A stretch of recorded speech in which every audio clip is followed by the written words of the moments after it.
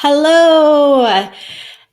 Thank you, everybody, for scheduling yourself to join our live today. We really appreciate it. I want to introduce you to Laura Beauparlant from Lab Creative, and I am so excited to have her on. I've done some work with Laura through a coach that I work with, and I love what she brings in terms of her expertise. So, Laura, why don't you introduce yourself to everybody and tell us what it is that you do?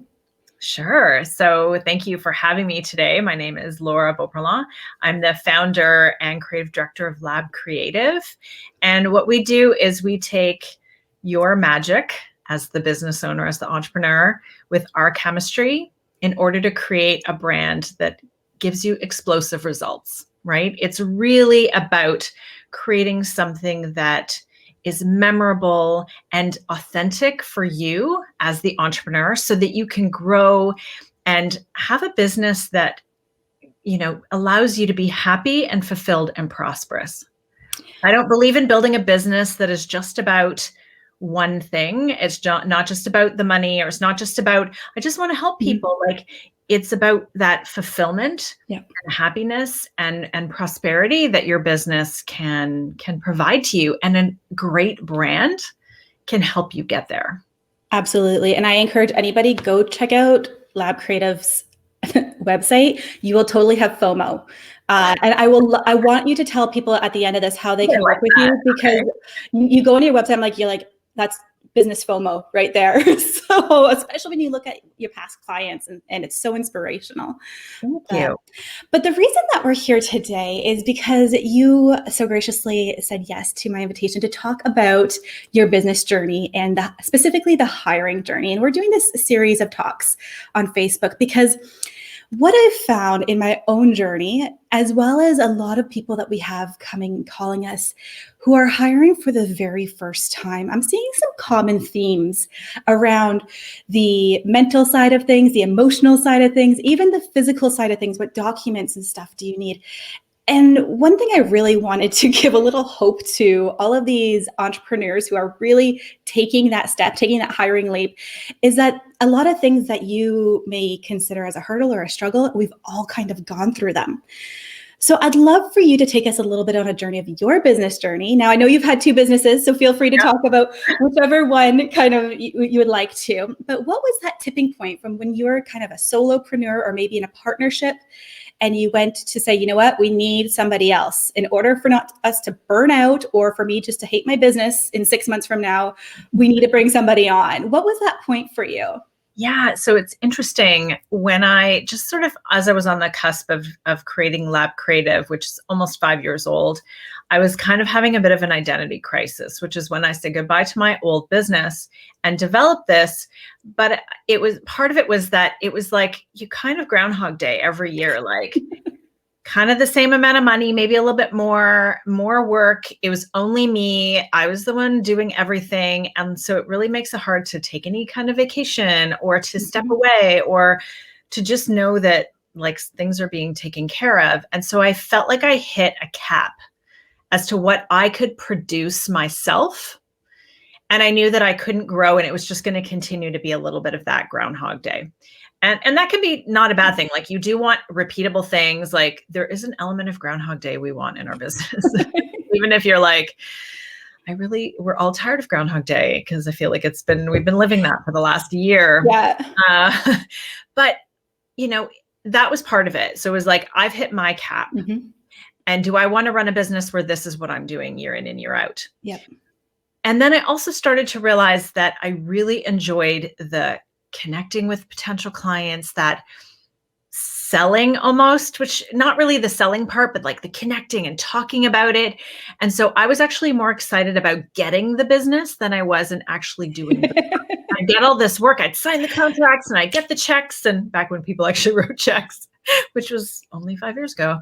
I still get a few. I know, but most, it feels like it's digital. So I realized, okay, now I have to do this work. And I didn't want to do the work. I wanted to get more business, and and I realized that was when I hired my first person. So what was the first role that you hired for? I hired a graphic designer. Okay. Because the work that needed to be done was the design work. Yep. And so that was the right first hire for me. Now, we didn't start full time. She started with me on a kind of a part-time basis and built up her hours. And she's now been full time with me for, a number of years, but she's been my designer for 5 years, which almost feels like, who stays with a company for 5 years? So I feel very blessed that I have a very dedicated graphic designer who loves the work that, she gets to do. And then I'm also allowing her to now define what's the work you really don't want to do, so we can find somebody who could take that on for her. So that's something new. It's okay, what are the parts of your job you don't like? And we could offload those to somebody else. So we're in the transition of moving some of those things off her plate so she can even do more of the things that she loves to do and is really excelling at. So, but even the hiring process was, oh my gosh, that was really an interesting story, if I can share a little. Yes, please do. So, because I think it gives a bit of an insight to people who are maybe looking to hire or who are maybe employees looking for jobs. So I put out a post for a graphic design position, and within 24 hours, I had about 130 resumes. I had to pull the ad. I was so overwhelmed. 90% of them were garbage. It even said in the job post, if you send this in a Word document, it's an automatic disqualification. If you're a graphic designer sending a resume in a Word document, go back to school. It was, no graphic designer likes to work in Word. We work in design software. So that was a lot of red flags, but I managed to narrow it down. But that's the reality of the job force too, is that there's a huge pool of people. And how do you find the right one? And I felt really lucky because, is it luck, fate, whatever you want to call it. Universe.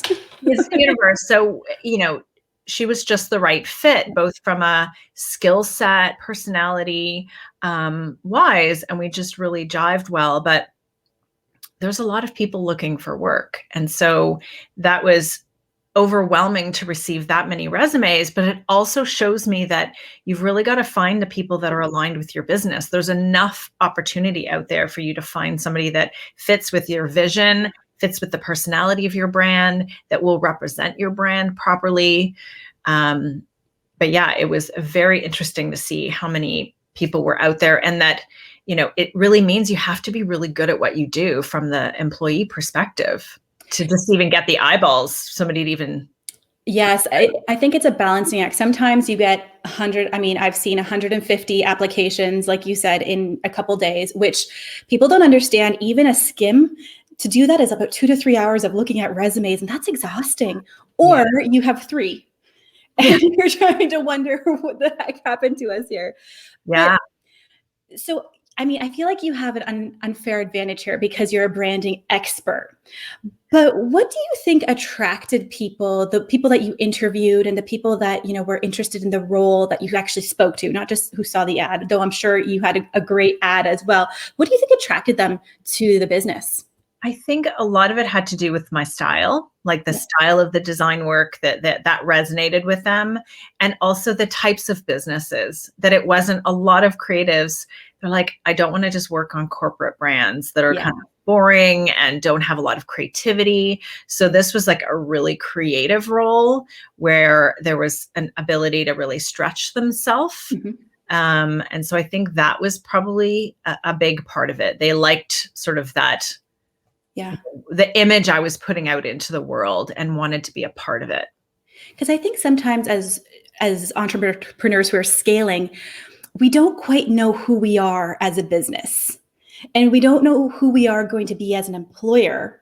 Mm-hmm. And we're thinking, well, why would they want to work for us? We're part-time, we have these hours. And I keep saying, what? There is a person for you where that part-time, those hours are exactly what they need. And I know when I started hiring, we started hiring part-time, and we actually only hire part-time as part of our culture and our mandate. And I kind of hid behind that a little bit. I was like, oh, but who's going to want part? I wanted part-time. That's why I started the company. Yet here I was kind of hiding behind the fact that it was going to be part-time hours. And now I'm like, nope, it's part-time. You want a work-life balance? We'll give it to you. Yeah. So I think that all comes back to brand, though, because I was still figuring out my brand. And so I know we spoke just a touch on this beforehand, but when you have a strong brand as a company, that easily molds into the brand that you're going to be as an employer. And those things have to be congruous. You can't say one thing, this is what we do for customers. For employees, we have no idea what we're doing. And those two things collide and are working together. I mean, I love seeing that in our clients that we work with and the people we work with, and helping establish that with young business owners. Yeah, it's true. And I've worked with people. So in brand camp, the process that I take all my clients through to help them really define like who they are as a brand, like what do they stand for? Why do they do what they do? What's the personality of this brand? And I remember years ago, I had a client go through this process with me, and she had a few people on her team at the time. And, we revamped everything and redesigned the brand to fit this new messaging. And the one key person that worked with her was like, it's okay. And she was already feeling a little bit like this wasn't the right person for her. Yeah. And that solidified it. So when you as a business are really clear on like why you exist, like what are you here to do in this business? What's the personality of this brand? It doesn't mean everybody has to be that same person, but you have to identify with it. You have to be able to represent this brand in emails, on the phone. You when you have a great brand, you are going to have people seeking you out to work for you rather than you having to seek out people. You become a sought after employer because people love what you do, and they will research you and they will come to you with thoughtful things that they've seen or read about you and your business. But you also have to be able to back that up. Like you can't be two-faced. That outward facing brand still has to fit behind the scene. Yeah. I love when somebody has a strong brand, a strong social media presence, and they throw up, we're hiring, because you automatically have such a loyal following who now says, wait, I can be a part of this. Yeah. I mean, I've looked at some of those. I saw one this recently, and it's a interior design company in Georgia. And I was like, I can't apply for this. I'm like, obviously not. I'm an account manager for interior design, but immediately it gets that excitement going. And that's how the brand, employer brand, and the company brand intersect so beautifully. Yes, exactly. So what do you know now as an employer of 5 years and growing?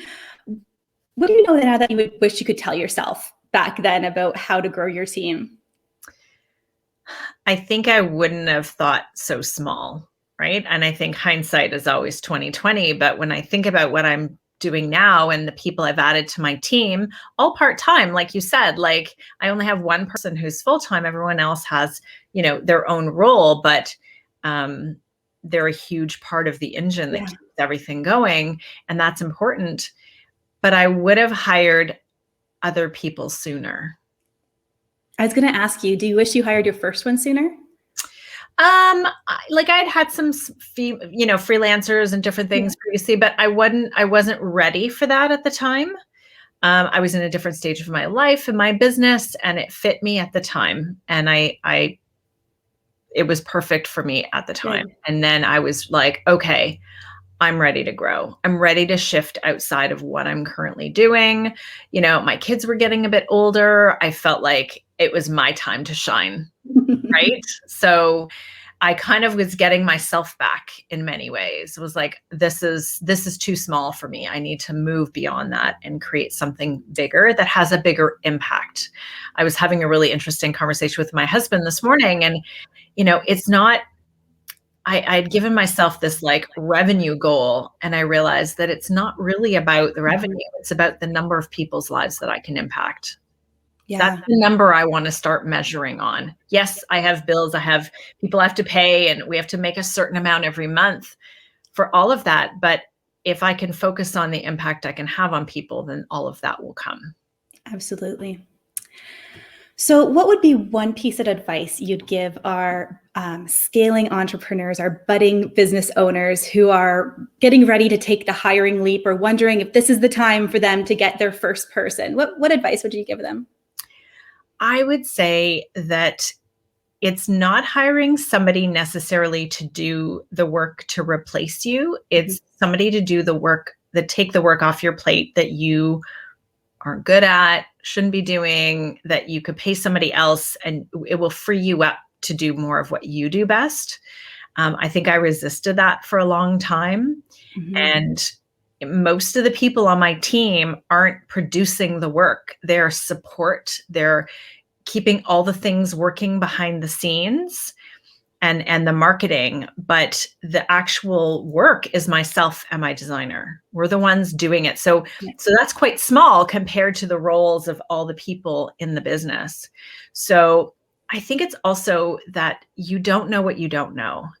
And for the longest time, I resisted getting help with social media. I was like, I don't understand how somebody could do this for me, get my voice. And I just couldn't imagine that transition.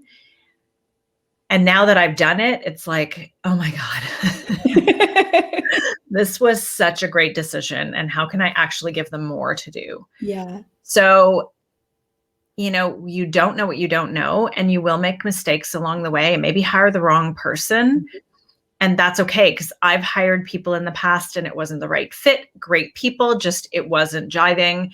And that's okay. And, as the employer, it's your business. So you have the ability to decide who's a part of your team.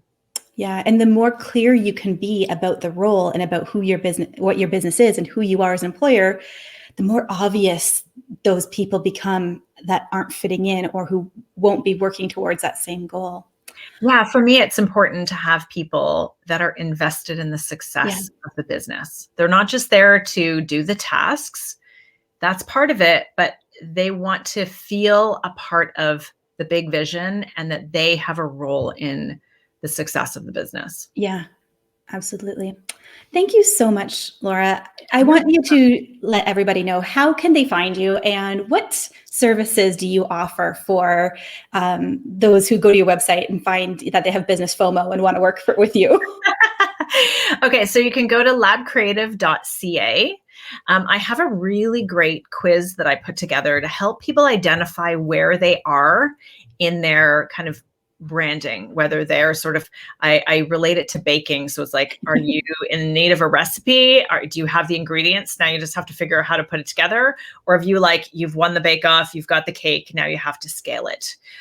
So I've created this way for you to figure out where you are and what you need to do to kind of take that to the next level. So that's labcreative.ca/quiz. If you want to take that, you can follow us on social, Lab Creative Inc. And I also have a book called Brand Chemistry. I've read it. On my shoulder. Look at that. Is it right? Oh, it is. Yep. Look at that. It's not backwards. I mean, and that is available on Amazon and also through our website. Awesome. Thank you so much, Laura. I really appreciate your time today, and we'll be talking soon. Awesome. Thanks.